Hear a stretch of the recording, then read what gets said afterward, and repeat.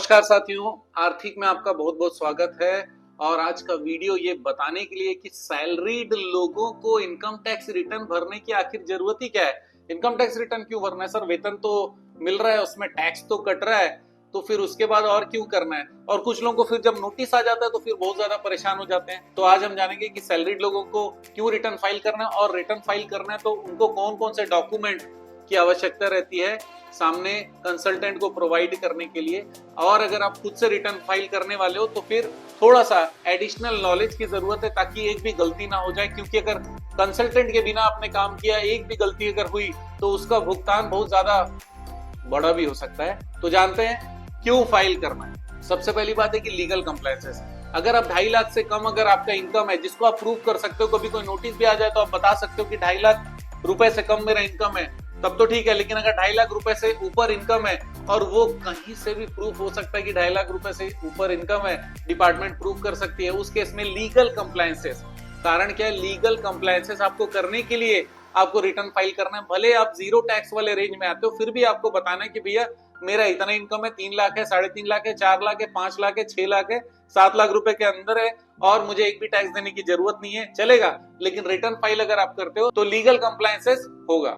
दूसरा इंपॉर्टेंट चीज, अगर आपको 1 रुपए भी रिफंड चाहिए तो आपको रिटर्न फाइलिंग करना जरूरी है। अगर सैलरीड वाले हो, उसके बाद भी अगर आपके पैसे कम कटने थे, ज्यादा कट गए, या फिर किसी और तरीके का टीडीएस भी आपको इंक्लूडेड है जो कि आपके 26 ईयर्स में दिख रहा होगा, तो रिफंड मिलने के लिए भी आपको रिटर्न फाइल करने की जरूरत होगी। तीसरा इंपॉर्टेंट कारण है प्रूफ ऑफ इनकम। अगर कोई बोले कि आपकी कमाई कितनी है तो आप बोलोगे सर मैं 10 लाख कमाता हूँ, 20 लाख कमाता हूँ, 2 लाख कमाता हूँ, 5 लाख कमाता हूँ, वैसे नहीं पता चलेगा। इनकम टैक्स रिटर्न निकाल के दे दोगे तो प्रूफ हो जाएगा, देखो भैया इतना मेरा इनकम है, बात खत्म। तो प्रूफ ऑफ इनकम भी है सैलरी का, ये आपका रिटर्न। चौथा इंपॉर्टेंट चीज, अगर आपको कोई लॉस हो रहा है, किसी प्रकार का लॉस है, लॉस को कैरी फॉरवर्ड करने के लिए भी आपको समय पर रिटर्न भरने की जरूरत है, तभी लॉस कैरी फॉरवर्ड होगा, अदरवाइज कैरी फॉरवर्ड नहीं होने वाला।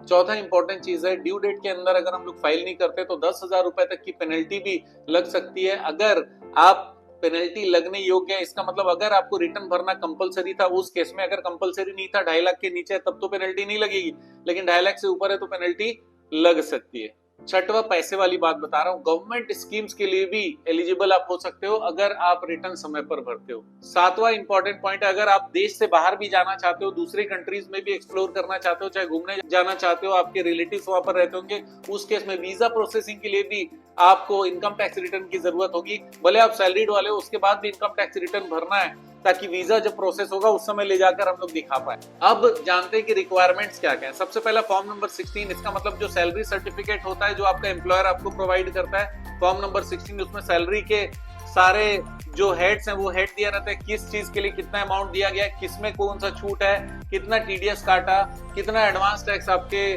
तरफ से पे किया हुआ अगर है तो फिर अगर आपने डिक्लेरेशन दिया होगा तो फॉर्म 16 में उसने डाला होगा, वो सारी चीजें मिलाकर फॉर्म नंबर 16 इंफॉर्मेशन प्रोवाइड करती है। तो पहला चीज है फॉर्म नंबर 16 आपको तैयार रखना है। दूसरा, आपको इनकम फ्रॉम अदर सोर्सेस अगर है तो वो सारी जानकारी भी रखनी पड़ेगी। इसका मतलब अगर आपको ब्याज मिला है तो सेविंग अकाउंट का ब्याज है तो सेविंग अकाउंट का स्टेटमेंट लेकर आना है। अगर एफडी है तो एफडी का इंटरेस्ट का जो सर्टिफिकेट है वो बैंक से आपको लेना पड़ेगा। इसके अलावा किसी और तरीके से अगर आपको पैसा आया जो कि 5 हेड में से 4 हेड का नहीं है, इसका मतलब वो सैलरी भी नहीं है, वो बिजनेस प्रोफेशन भी नहीं है, वो कैपिटल गेन भी नहीं है, और ना ही वो हाउस प्रॉपर्टी है, तो फिर उसके ये 4 हेड के अलावा कुछ भी अगर है तो इनकम फ्रॉम अदर सोर्सेस में आएगा। लॉटरी भी अगर है तो इनकम फ्रॉम अदर सोर्सेस में आएगा।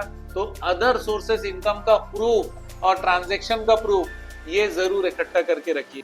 नेक्स्ट इंपॉर्टेंट चीज है फॉर्म नंबर 26AS, इसका मतलब जिसमें आपके जितने भी टीडीएस कटे हैं वो सारे टीडीएस और टीसीएस जो कटे हैं वो फॉर्म नंबर 26AS में दिखते हैं। उसमें ये भी दिखता है कि टोटल आपको कितना अमाउंट क्रेडिट हुआ और आपका कितना अमाउंट डिडक्शन होके वहां पर डिपार्टमेंट में चला गया। अब वो जो टीडीएस या टीसीएस वहां पर है उसका फायदा आप अपने इनकम टैक्स रिटर्न में ले सकते हो। लेकिन ये फायदा लेना चाहिए या नहीं लेना चाहिए? भाई ये तो आप क्लेम करोगे तो फायदा मिलेगा, नहीं तो भी ये फायदा इसलिए भी ले लो क्योंकि वो जो इनकम है, जो अमाउंट है जिसके ऊपर टीडीएस या टीसीएस है, वो तो आपको इनकम में शो करना ही पड़ेगा, आपकी मजबूरी है। क्योंकि जिसका भी टैक्स 1 रुपए भी अगर फॉर्म 26AS में आ गया तो उसको इनकम टैक्स रिटर्न जरूर भरना है। अब पांचवा रिक्वायरमेंट है proof of investment and deduction. जहां जहां भी आपने जो जो इन्वेस्टमेंट किया है और जो जो डिडक्शंस आपको मिलने चाहिए, अगर ट्यूशन फीस आपने बच्चों का पे किया तो वो भी आपको डिडक्शन दिला सकता है। इसके अलावा हाउसिंग लोन का इंटरेस्ट और प्रिंसिपल अमाउंट को भी बाइफरकेट करना पड़ेगा, क्योंकि इंटरेस्ट तो इनकम फ्रॉम हाउस प्रॉपर्टी में एडजस्ट हो जाएगा और प्रिंसिपल आपको यहाँ डिडक्शन दिला सकता है। इसके अलावा LIC आपने लिया हो या कोई भी ऐसा इंस्ट्रूमेंट आपने लिया हो जिससे आपको डिडक्शंस मिलेगा सेक्शन 80C से 80U, वो सारे डॉक्यूमेंट आपको देने हैं। और अगर इन्वेस्टमेंट कहीं पर किया है और वो इन्वेस्टमेंट का डिटेल भी आपको देना है, दो कारणों से। सबसे पहला चीज ये कि पता भी रहेगा कि कहाँ इन्वेस्टमेंट किया। दूसरा चीज ये, अगर वो डिडक्शन या किसी प्रकार का छूट के लिए एलिजिबल है वो भी पता चलेगा। तो ये डिडक्शन और इन्वेस्टमेंट, ये दोनों का इंफॉर्मेशन का डॉक्यूमेंट लेकर रखना है। सातवां चीज है सैलरी का ब्रेकअप। अगर मान लीजिए आपके पास फॉर्म नंबर 16 नहीं है, आप सैलरीड है, तो फिर आपको सैलरी का ब्रेकअप भी रेडी रखना है या फिर अपने एम्प्लॉयर से लेना है कि सर सैलरी का ब्रेकअप दीजिए, हमारे CA या हमारे जो कंसल्टेंट है या आर्थिक है ये रिटर्न फाइल करने वाली है, तो उसके लिए ब्रेकअप की जरूरत है। क्योंकि किसी चीज पे कुछ छूट की संभावना भी रहती है, किसी पे छूट नहीं होता। लेकिन ऐसा ना हो कि किसी पे छूट नहीं लिया, एलिजिबल था वो भी छूट नहीं लिया, तो फिर ब्रेकअप जरूर होना चाहिए। आठवां चीज है इनकम फ्रॉम हाउस प्रॉपर्टी या रेंटल इनकम। इसका मतलब ये खाली हाउस से रेंटल नहीं आएगा, हो सकता है खाली मैदान भी आपने किराए पे दिया हो घास चरने के लिए, वो भी हो सकता है कि उसके ऊपर रेंट मिले, या फिर खाली मैदान आपने दिया हो डंप यार्ड के रूप में किसी को, तो उस पर भी रेंटल इनकम आएगा। तो ये रेंटल इनकम की बात हो रही है, चाहे वो हाउस प्रॉपर्टी का हो या हाउस प्रॉपर्टी नहीं है तो इनकम फ्रॉम अदर सोर्सेज का हिस्सा रहेगा। उसकी जानकारी ट्रांजैक्शन जरूर रेडी रखिए। 9th पॉइंट है जो डिडक्शन सैलरी में होने चाहिए वो डिडक्शन का भी डिटेल होना चाहिए। जैसे HRA होता है, हाउस रेंट अलाउंस है, उसका भी इंफॉर्मेशन जरूरी है। अगर आपने हाउस रेंट अलाउंस लिया तो वो अलाउंस का अमाउंट आपको पता रहना चाहिए। अगर आपने किराया देते हो तो किराए का इंफॉर्मेशन, उसका रेंट एग्रीमेंट भी एक प्रूफ के रूप में हो सकता है, और मंथली जो पेमेंट करते होगे वो भी एक अमाउंट हो सकता है। उसके बाद जो उसका फॉर्मूले से कैलकुलेशन होता है कि कितने की छूट मिलेगी, कितना टैक्सेबल रहेगा, तो उसके लिए सैलरी से रिलेटेड जितने भी डिडक्शन है वो सारे डिडक्शन का डिटेल देना पड़ेगा। सर इतना सारा डिडक्शन हमको कैसे पता चलेगा? हाँ, नहीं पता चलेगा।